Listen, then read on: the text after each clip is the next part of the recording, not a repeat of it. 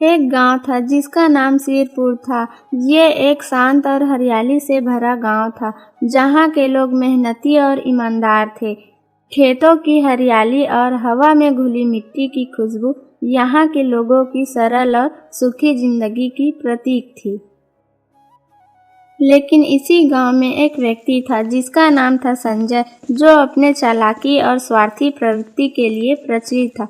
संजय ने अपनी पूरी जिंदगी दूसरों का फायदा उठाने और धोखा देने में बिताई थी।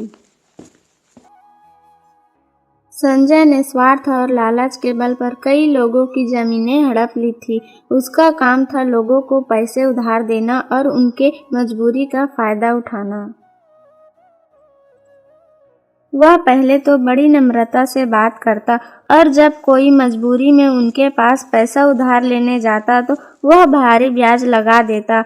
अगर कोई समय पर पैसा न लौटा पाता तो संजय उसका घर, खेत व अन्य संपत्ति छीनने में देर नहीं लगाता था। एक दिन गांव का गरीब किसान बंसी संजय के पास आया। बंसी ईमानदार और मेहनती था, लेकिन इस साल बारिश कम होने के कारण उसकी फसल पूरी तरह खराब हो गई थी। घर में खाने के लिए अनाज नहीं था और बच्चे की हालत खराब थी। बंसी ने संजय से कहा, भाई संजय, मेरी हालत बहुत खराब है, मुझे थोड़ा पैसे उधार दे दो। अगली फसल आने पर मैं सब लौटा दूंगा। संजय ने हंसते हुए कहा, बंसी, तुझे तो पता है कि मेरे पैसे ब्याज पर चलता है। अगर तू पैसे लेगा तो दोगुना वापस करना होगा। सोच ले, तुझे मंजूर है तो बोल। बंसी ने अपने मजबूरी को समझते हुए कहा, मुझे मंजूर है, भगवान सब देख रहे हैं। संजय ने तुरंत पैसे दिए, लेकिन उसने बंसी के खेत पर नजर गड़ाए रखा। उसने मन ही मन सोचा, ये बंसी कितना भी मेहनत कर ले, लेकिन मेरा ब्याज का पैसा चुका नहीं पाएगा, तब इसका खेत मेरे हाथ आ जाएगा। कुछ महीनों बाद बंसी ने बड़ी मेहनत से अपनी फसल उगाई।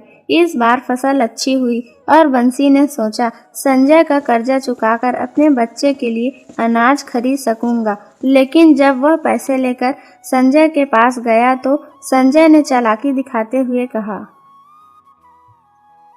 तूने जो उधार लिया था वो रकम ब्याज समेत पूरी नहीं हुई है, तुझे और पैसे देने होंगे।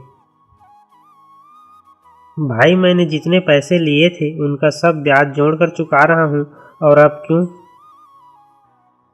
संजय ने अपनी कुटिल मुस्कान के साथ कहा, तुझे मेरा नियम पता है, समय पर पैसे नहीं दिए तो ब्याज बढ़ता जाएगा। ये सब तेरे खेत का कागजात पर भी लिखा है। बंसी के पास और कोई चारा नहीं था।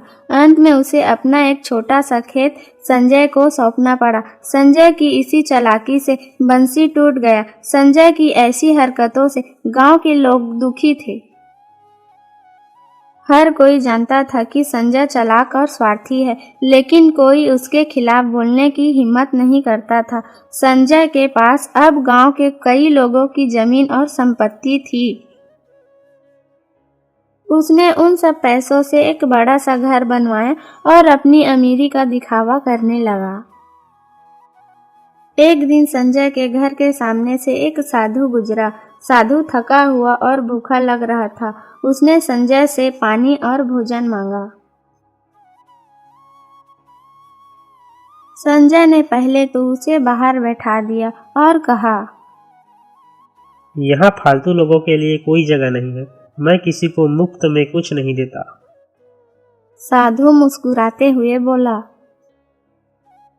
बेटा, मैं तुझसे कुछ लेने नहीं बल्कि तुझको समझाने आया हूँ। दूसरों को दुख देकर तुझे कभी सच्चा खुशी नहीं मिलेगी। समय बड़ा बलवान होता है। अपने कर्मों का फल हर किसी को भुगतना ही पड़ता है। जो बोओगे वही काटोगे। संजय ने इस बात को मजाक में उड़ा दिया और साधु को भगा दिया। लेकिन साधु जाते जाते कुछ कह गया। जब तेरा समय पलटेगा तब तुझे ये बात याद आएगी। कुछ समय बाद संजय के जीवन में परेशानियां शुरू हो गई। उसके व्यापार में घाटा होने लगा।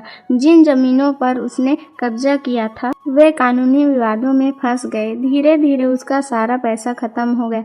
संजय ने मदद के लिए गांव वालों से संपर्क किया, लेकिन सब ने मना कर दिया। गांव के लोग कहते, संजय, यह तुम्हारे कर्मों का फल है। जब हम तकलीफ में थे तो तुमने हमारी मदद नहीं की। अब तुम्हें भी अपने कर्मों का फल भुगतना पड़ेगा। संजय अब पूरी तरह से टूट चुका था। एक दिन उसने गांव वालों से माफी मांगी। उसने कहा, मैंने अपनी जिंदगी में जो गलतियां की है उसके लिए मैं शर्मिंदा हूँ। मैं जान चुका हूँ कि बुरे कर्मों का फल कैसा होता है। अब मैं अपने जीवन को बदलना चाहता हूँ। धीरे धीरे संजय ने अपना स्वभाव में बदलाव लाना शुरू किया। उसने दिन रात मेहनत कर अपना कर्ज उतारा। वह गांव वालों की मदद करने लगा। अगर किसी को पैसे चाहिए तो वह बिना ब्याज के पैसे दे देता।